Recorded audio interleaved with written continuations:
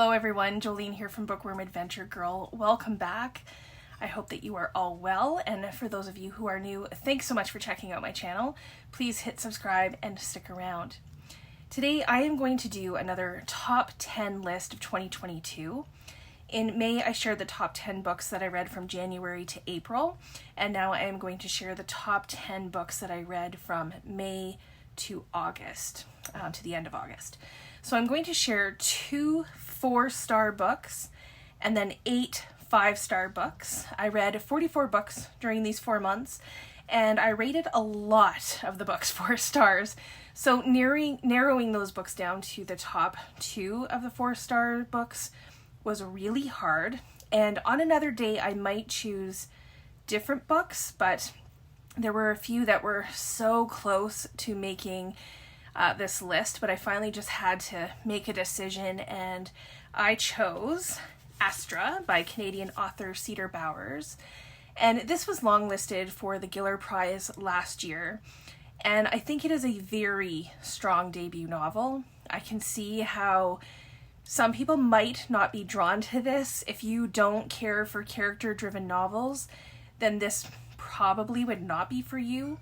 As this is pretty much, I would say, a character study of Astra as a young girl, and then following her as she grows up and becomes an adult and gets married and has children. And what I ended up enjoying about this book was that we learn about Astra through the perspectives of everyone around her in her life.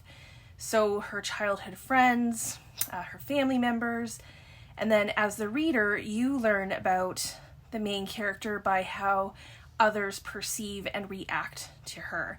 And I just thought that this was done very well, and it set it apart from all of the other 4-star reads.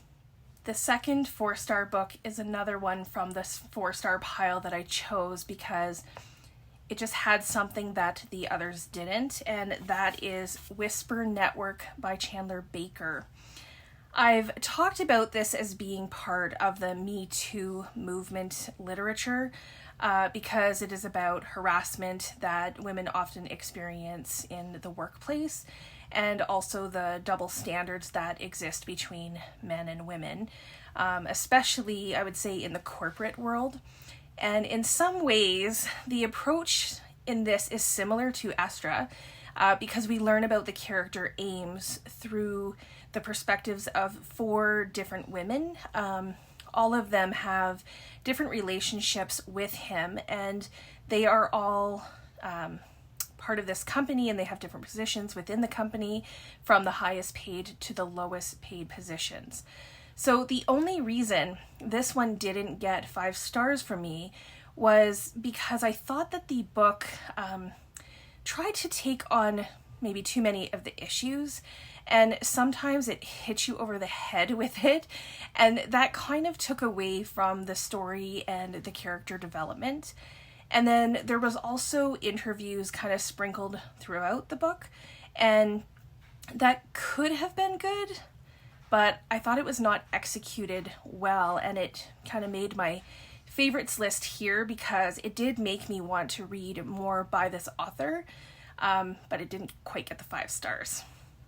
So that leaves me with the 8 books that I did rate 5 stars from May to the end of August, and I am going to do them in order of author's last name, beginning with Britt-Marie Was Here by Fredrik Backman.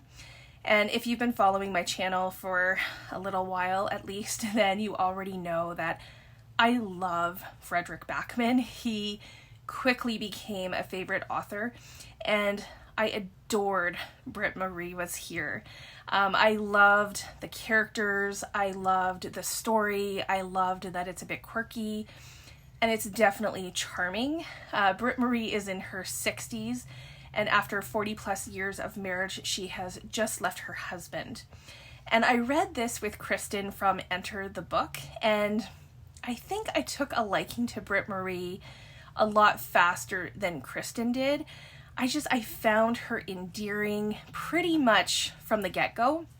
Britt-Marie likes to follow the rules, and she leads a very regimented life.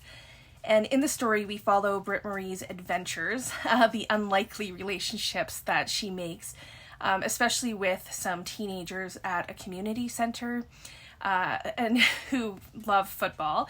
And I just thought that the themes in this book, loss, there's found family, and wanting to be loved and accepted were just brought together in a really beautiful way. And it's through these relationships that form that I thought was pretty fantastic. So this book leaves you with a really good feeling, and I like that too. This next one is a chunkster of a book. Red Comet, The Short Life and Blazing Art of Sylvia Plath. This is by Heather Clark. And again, this book wouldn't be for everyone, and not just because it's so huge, but it is super detailed. I think when I did my wrap-up for this, I said that at times I felt like I was reading every moment of Sylvia Plath's life. And for me, I gave this 5 stars because I thought that it was a well-developed look at who Sylvia Plath was and the career that she made for herself in her short life. And it didn't tell the story from her suicide and let that define her, although obviously that is a theme in the book and it is part of the story. I was also really impressed with just the amount of research that this book would have taken, and it's obvious that Heather Clark knows her subject really well. And this also made me want to read more about Sylvia Plath. I've only read The Bell Jar, so it really made me appreciate her work more, and I think that that's, a sign of a good book. So if you are a Plath fan, then I highly recommend this one. Next is Middlesex by Jeffrey Eugenides. I did this as a buddy read with my friend and subscriber Sonja, and I loved this book. I was surprised at just how much. This has been the book that has been on my Goodreads TBR the longest, and I am so glad that I finally read it. This tells the story of 3 generations of the Stephanides family. It's narrated by Cal, the 3rd generation, and it explains how the choices they make, who they marry and decide to have children with, lead to Calliope finding out that they are not female, but in fact is Cal. And this description really falls short of what this book is about, and what I think it offers to a reader, it's really, really good. I think in my wrap-up, and definitely when I talked to Sonja about it, I talked about it being ahead of its time, and in all likelihood, if this book were to come out now, it would probably have a different reception. Not a bad one, but just different, because I find books with diverse characters, LGBTQIA2S+ characters, are in greater abundance now than they would have been when this first came out. And I feel like when this did come out, it probably helped to break that barrier down. So I love that it's a story about a family. I thought the writing was very impressive. The book gives you a lot to think about. So this is a great one if you haven't already read it. Next is another book from an author that I really enjoy, and that is City of Girls by Elizabeth Gilbert. This book just had a lot going for it for me. It takes place in New York. It has strong female characters. It has quirky characters, and it just had a great story. The main character, Vivian Morris, is now 95 years old, and she is asked the question, "What were you to my father?" And this story is basically Vivian looking back on her life, beginning when she was 19 and flunked out of college, and she attempts to answer this question that has been posed to her. And Vivian's parents at 19 don't really know what to do with her, so they send her to Manhattan to live with her Aunt Peg. And this is how she is introduced to the life of theater and a very adventurous life in many ways. The cast of characters are incredible, and the love story is not a typical one, and it may surprise you. Next on the pile is The Four Winds by Kristin, and this is a historical novel that historical fiction novel that begins in 1921 in Texas with Elsa, the main character, who is 25 years old. And when Elsa becomes pregnant, her family disowns her, and the father of the baby's family take her in. And then the story skips forward to 1934, and Elsa and Rafe, her husband, now have a daughter and a son, but things are becoming unbearable with the drought, and people are starting to leave to go west, where they've heard there is work. They want to find jobs. And Elsa ends up making a decision in order to protect her family, and their lives are very difficult. What I loved most about this book is that I felt like I knew every character. I loved the relationship between Elsa and Rafe's parents. The descriptions of their living situation and the suffering, and it's very palpable. And I also loved how the strength of each of the women in the book is shown in different ways. So this story was so well told, even though the story is a difficult one. Next is The Good Sister by Sally Hepworth. After I devoured this book, I wanted to read more by Sally Hepworth, and I actually just finished another one yesterday, the day before. So I will be talking about it in my September wrap-up. But this story is about twin sisters, Rose and Fern. They are very different in many ways. Rose has her life figured out and kind of watches out for Fern, who seems more fragile and needy. She has sensory processing issues and she needs rules and routine, and Rose kind of helps to keep Fern sheltered from the madness of the real world. So the story is told in alternating perspectives from Rose and Fern, and there are flashbacks on their lives, and we learn that something horrible happened when they were younger, that they have kept a secret all of these years. And I was immediately drawn into this story. I liked the characters and the character development. And even though I did figure it out early on, I still gave it 5 stars because I was still interested to see how it would all play out. Next, I have a poetry collection, Friends Without Bodies by Canadian musician and author Brendan McLeod.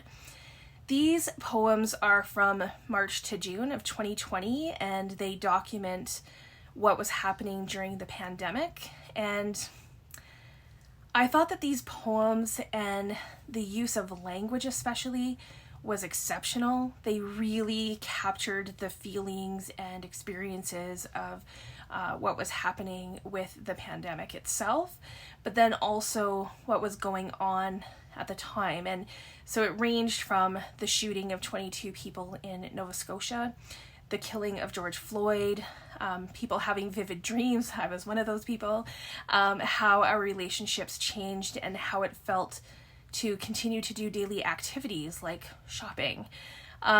So this remains my favorite poetry collection so far this year, which is a surprise to me because I haven't really been wanting to read about the COVID pandemic. So this was a good one for me. And then the final book on the list is by one of my all-time faves, Ragged Company by Richard Wagamese. This book has one of the most gripping first paragraphs, and I would say even first chapters I've ever read.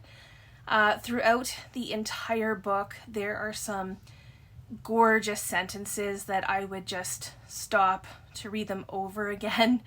The story begins with Amelia Onesky telling us how her family members have all died and how she ended up on the street and homeless. And she is known as One for the Dead. And then we are introduced to Timber, Doubledick, and Digger, and they become a chosen family, and one day during a cold snap, they go to the movies to escape the cold. And these 4 homeless people just enjoy the movies so much that they become film junkies.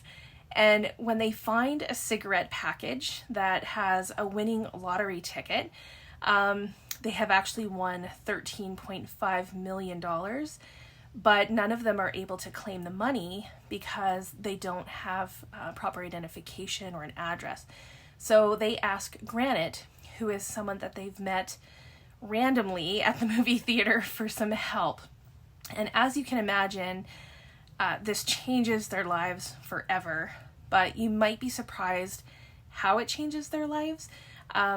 Each character in this is so distinct and so well developed. This is another story where I felt like I knew all of the characters, and this story gives insight to life on the street and homelessness and how people survive. And it's just such a good read.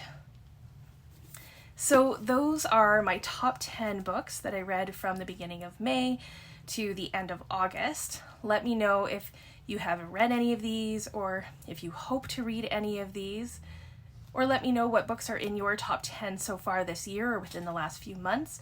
I'd love to hear about them, and I look forward to chatting with you in the comments.